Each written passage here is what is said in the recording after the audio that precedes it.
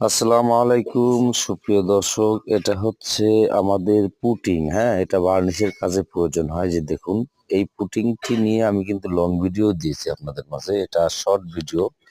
এবং এই ভিডিওটি আপনাদের মাঝে উপস্থাপন করলাম এই জন্যই, অনেকেই মোম চিনেন না। হ্যাঁ, এই মোমটা কিন্তু অরিজিনাল মোম, চাকের মোম। এটা কেটে কেটে কিন্তু আমরা কাঠের পুটিং তৈরি করি। এই যে দেখুন, এখানে কাটা মানে স্ক্র্যাবের মাধ্যমে কিন্তু টুকরো টুকরো করা হচ্ছে।